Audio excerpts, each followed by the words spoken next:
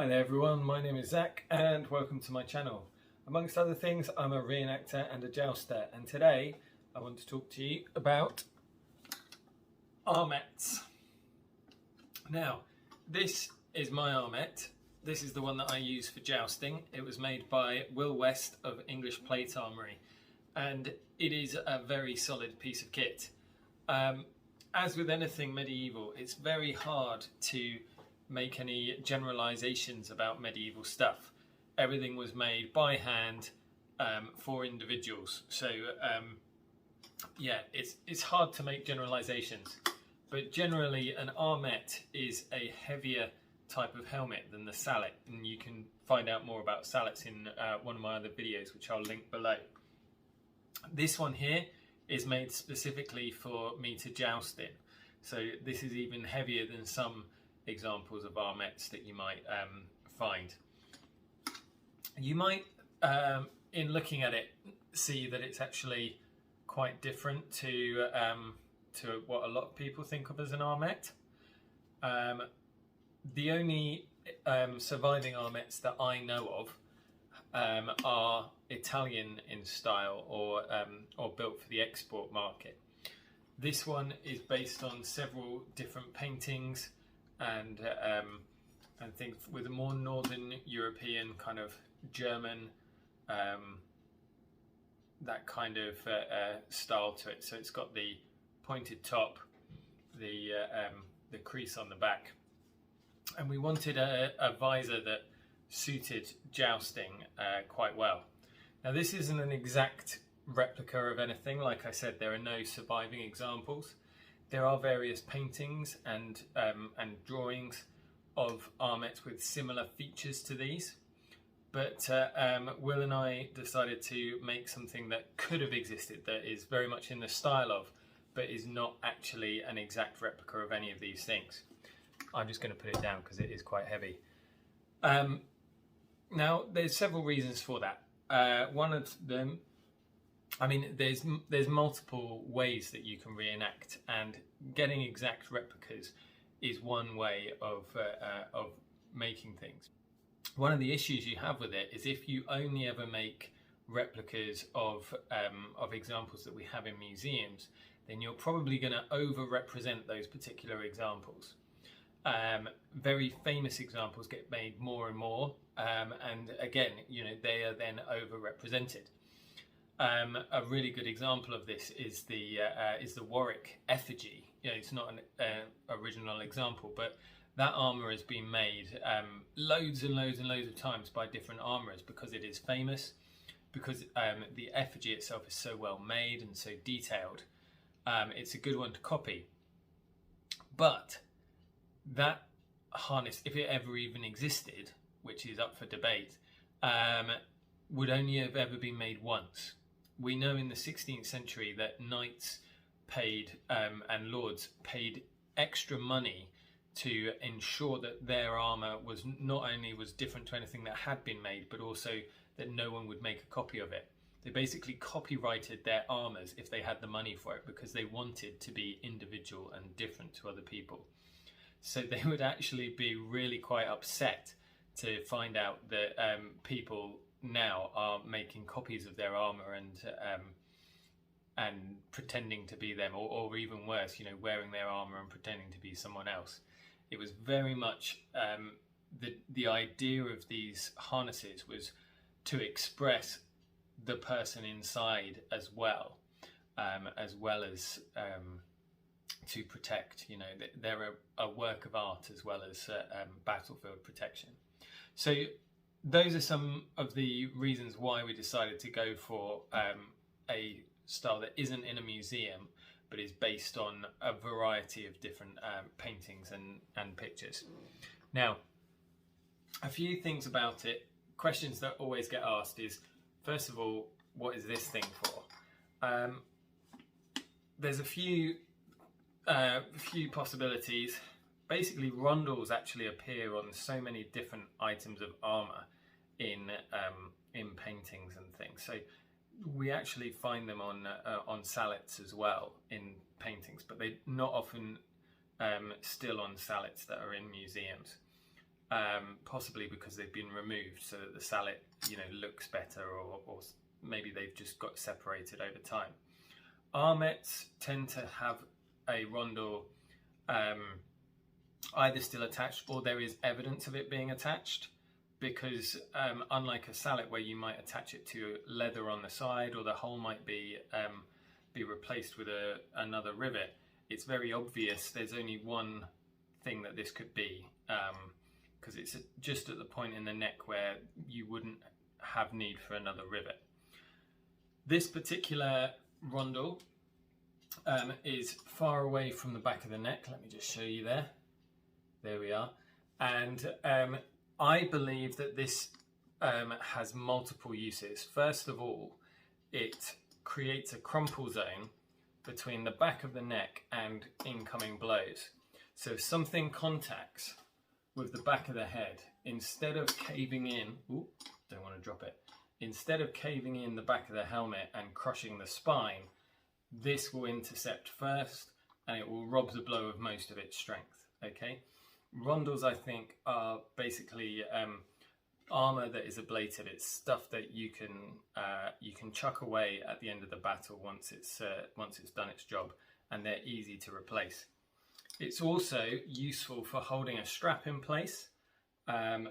This Armet has got a wrapper, which is very similar to a bever, but it locks onto the front, and then the strap, I don't have enough hands, the strap goes around the back and the rondel protects it right at the back there. Now you might say, well, it doesn't protect it at the side. Absolutely true. Protection doesn't need to be over an entire thing to be useful. You know, you just want protection in some areas where you're more likely to take a hit. At the sides, you might be more able to intercept a blow, but protection over, you know, 25% of the strap is better than protection over 0% of the strap.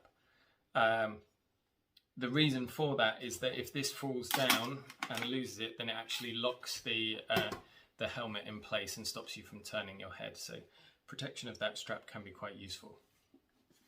Now, another thing that you may notice is around the bottom of the Armet, there are these holes. Now, I've had this for a very long time and I've not added what's supposed to go on those holes. These are so that you can add a male aventail. This actually is pretty good evidence that the Armet basically evolves somewhat from the bassinet. In the 14th century and early 15th century, bassinets are a type of helmet that would be worn with a male aventail or collar hanging down from them, and they were sometimes attached with a metal band around that you would sew or wire the male aventail to the helmet. Here the helmet has been taken down to the neck, but there's still this provision for an aventail to be fixed to it. Okay. Now on the front, you can just about make out that on my helmet I've got a reinforced plate on the left hand side. That's because that is more likely to be struck by a lance when I'm jousting. And we've got a pin on the right hand side which helps me to lift the visor. When I can't really see what I'm doing, I can very easily find that pin and lift or lower the visor when I'm jousting. Okay. Now, once it's open, once the visor's open, you can actually see a bit better the hinges there on either side that allow the chin area to open up and allow me to put it on. So I unclip it at the front, put this on over my head, reclip it at the front here, and then I can put my visor down.